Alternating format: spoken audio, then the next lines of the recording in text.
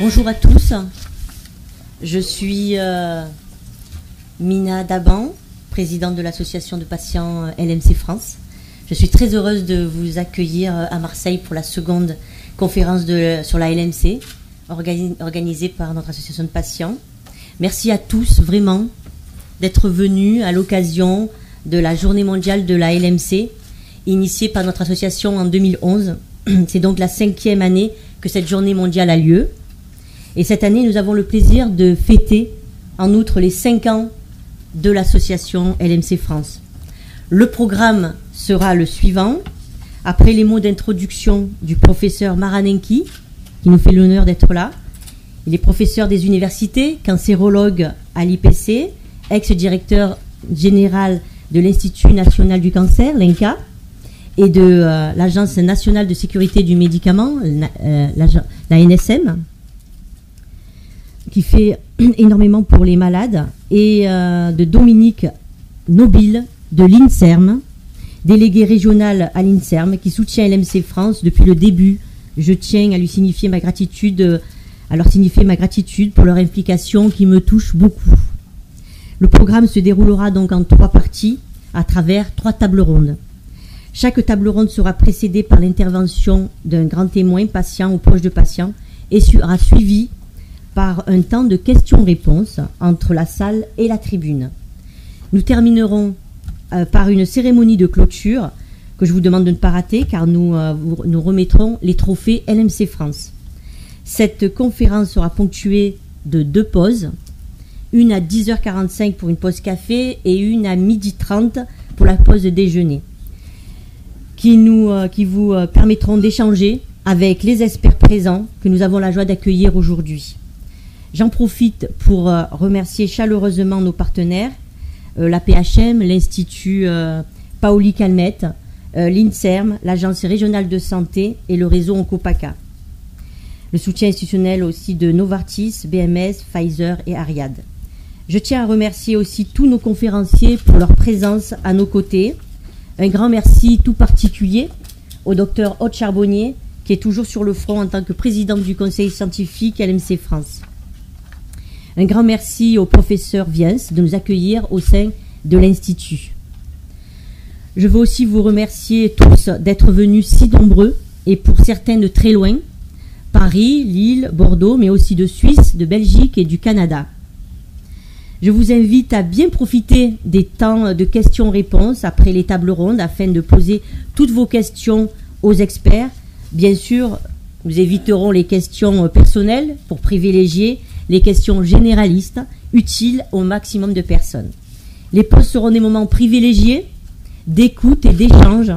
Alors profitez-en pleinement pour rencontrer les médecins, mais aussi les patients et les proches de patients afin d'échanger sur vos différents parcours. C'est une opportunité unique d'échanger tous ensemble, et c'est vraiment aussi l'un des buts majeurs de cette journée. Mais je cède la parole immédiatement donc au professeur Maranenki, professeur des universités, cancérologue à l'IPC, ex-directeur général de l'INCa et de la NSM. Merci beaucoup.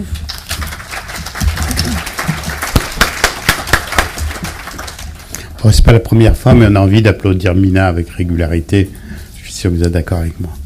Écoutez, je suis ravi de vous accueillir en tant qu'ancien directeur de l'IPC et puis toujours acteur de l'Institut Paoli Calmette. Ce petit mot pour l'Institut Paoli Calmette signifie que nous sommes un centre de lutte contre le cancer qui s'est engagé de longue date sur une participation active des patients au pilotage de l'Institut et au pilotage de leur maladie. Alors les patients, comme vous savez, ça ne veut rien dire comme terme. Ce qui compte, ce sont les personnes qui ont une maladie bien spécifique et leurs proches et qui vivent un parcours très particulier. Je ne mentionnerai pas trop longtemps, mais je me sens obligé de mentionner que le modèle de la leucémie myéloïde chronique est le modèle qui suscite la plus grande dynamique, le plus grand espoir dans le monde du cancer, puisque vous le vivez, vous l'avez vécu, on a pu identifier une cause moléculaire et un traitement qui bloque la cause de cette maladie. Et il faut le reconnaître, vous êtes là pour en témoigner avec beaucoup de succès. Succès par rapport à avant. Mais ce qui compte, c'est maintenant. Donc vous vivez avec, ou vous avez vécu avec. Et ce vécu, on a besoin de le comprendre, nous, en tant qu'acteurs de santé. Il faut que vous nous le décriviez afin qu'on puisse le faire évoluer. Car la route est encore longue avant d'obtenir un confort de vie, une intégration dans la physiologie de son organisme, tout autant qu'une intégration dans la société. Voilà, et donc autour de cette maladie, c'est le couronnement de l'innovation. Et quand on parle d'innovation, on parle du futur. Et en ce qui concerne cette maladie et les médicaments inhibiteurs de tyrosine kinase, c'est déjà un grand passé. Ce qui compte, c'est la trajectoire qui va venir dans les années à venir, qui va permettre d'améliorer encore cette maladie, de toucher à notre ambition qui est la guérison. C'est un mot qui a du sens, hein, et c'est un mot qu'il faut partager. Et tout notre combat à votre côté, c'est pour atteindre cet objectif. Voilà, donc je ne serai pas plus long dans l'introduction. J'aurai l'occasion d'intervenir pendant la session. Vous avez vu mes cheveux blancs, j'ai un certain âge, et j'ai connu votre maladie bien avant. Je l'ai connue dans diverses thérapeutiques, avant les cytokines, avec la transplantation qui a été mon domaine de prédilection. J'ai eu le bonheur de voir des malades, les premiers malades guéris, et puis grâce à ces nouvelles thérapeutiques, c'est un changement encore plus profond qui se dessine et qui va s'installer. Alors, ce qui compte, c'est que vous soyez très nombreux, de plus en plus nombreux, pour qu'on soit tous ensemble à réfléchir, à témoigner, orienter. Dans ma dernière fonction, qui est la fonction actuelle, outre quelques responsabilités scientifiques, Patrice Viens, le directeur général, m'a demandé de m'occuper de démocratie sanitaire. Alors je suis content d'être là aujourd'hui, puisque la vraie démocratie, c'est de donner la parole à ceux qui sont les acteurs, de respecter la parole de chacun pour sa force, pour son importance dans le débat. Et je sais que Mina va nous offrir une pleine journée de débat. Donc je salue et je donne la parole à mon collègue Dominique Nobile, qui représente l'Institut de la recherche médicale en France, qui est l'établissement public qui fait que tout l'argent de nos impôts est dédié aussi au progrès dont vous bénéficiez, dont nous bénéficions, et que nous allons moduler ensemble pour le rendre accessible à chacun. Merci. Mesdames et messieurs, chers amis, chère Mina, cher Dominique, merci Dominique pour le passage, la transition parfaite. Cette journée est en effet une occasion unique pour les médecins, chercheurs et patients de se retrouver pour faire un état des lieux de la prise en charge actuelle de cette maladie rare qu'est la leucémie myéloïde chronique et de présenter les perspectives pour les mois et les années à venir autour de cette pathologie. Ça fait 5 ans que l'association de patients LMC France est à l'origine de la création de cette journée mondiale consacrée à cette leucémie. Ce cancer des globules blancs touche près de 10 000 personnes en France et 700 nouveaux cas sont découverts chaque année. Comme vous le savez, l'Institut national de la santé et de la recherche médicale est très présent dans ce domaine. En région PACA et Corse, il faut dire que 51% de nos unités sont consacrées à la recherche sur le cancer. Si on inclut l'immunologie, etc., en fait, c'est la moitié de l'investissement de l'INSERM qui est consacré à la recherche sur le cancer. Je dirais avec beaucoup d'humilité que c'est peut-être une des explications des progrès de ces 20 dernières années. Alors, l'occasion m'est donnée aussi d'évoquer le rôle de l'Institut et du travail que nous faisons avec les associations de malades. Primordial, l'INSERM a pour mission de faire de la recherche médicale pour améliorer la santé humaine, mais de faire le lien également avec l'hôpital et de faire le lien avec les patients et d'expliquer tout ça à la société, aux citoyens, l'établissement doit être un établissement ouvert sur la société, parce que nos ressources, ce sont les impôts du contribuable, et nous devons être avec le contribuable, avec le citoyen. C'est une mission importante. On fait ce travail pour expliquer aux chercheurs qui ont beaucoup de travail, qui passent beaucoup de temps dans leur laboratoire, qu'il faut aussi aller vers les gens, tout simplement, pour expliquer ce que nous faisons. Donc, outre notre soutien direct aux équipes de chercheurs, on s'efforce d'échanger continuellement entre le monde de la recherche et celui des associations de malades. Depuis 2004, un dispositif a été mis en place à l'INSERM pour développer ce dialogue avec les associations de malades, de personnes handicapées et de leurs familles.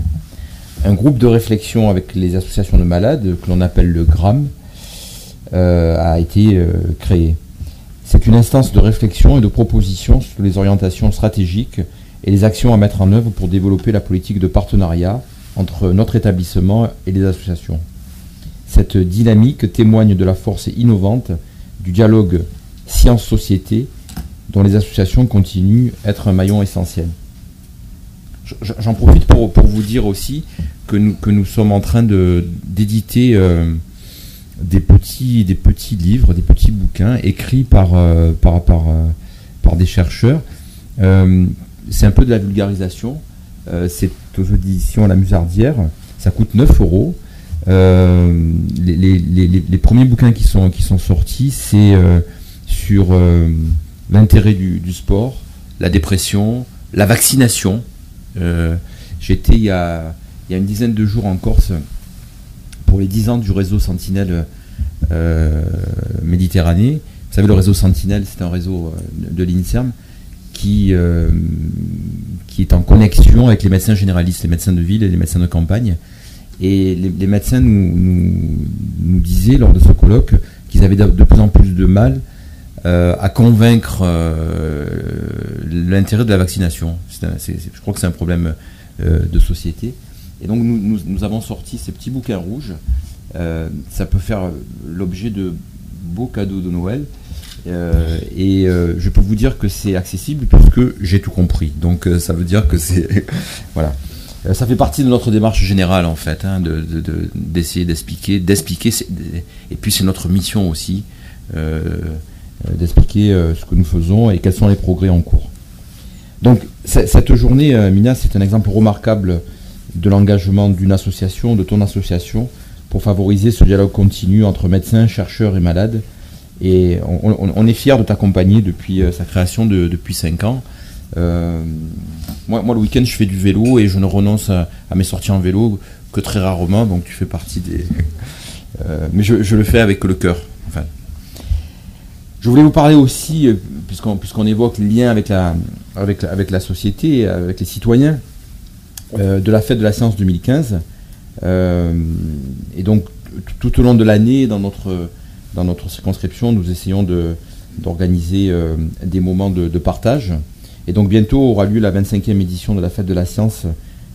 Bientôt, c'est du 7 au 11 octobre, donc très bientôt, dans le cadre de l'année internationale de la lumière et de la thématique climat, dont la France a été officiellement nommée cette année pays hôte dans le cadre de la 21e conférence climat COP21.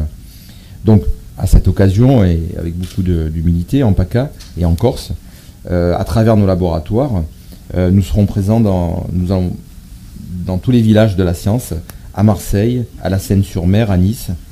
Cette année, on ne va pas à Corté, mais on y retournera.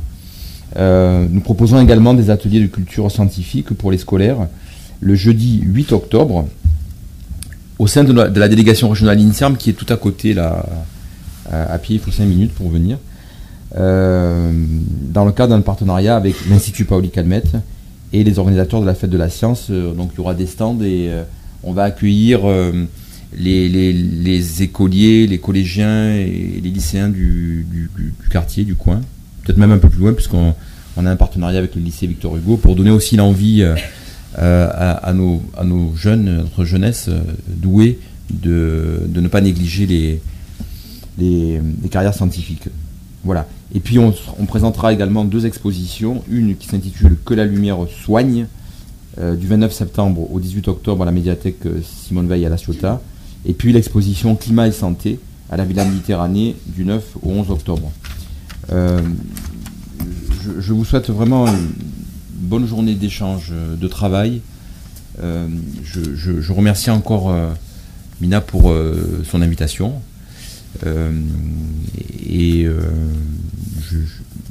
Voilà, c'est beaucoup de plaisir pour moi d'être venu ouvrir vos travaux. Je vous souhaite une bonne journée.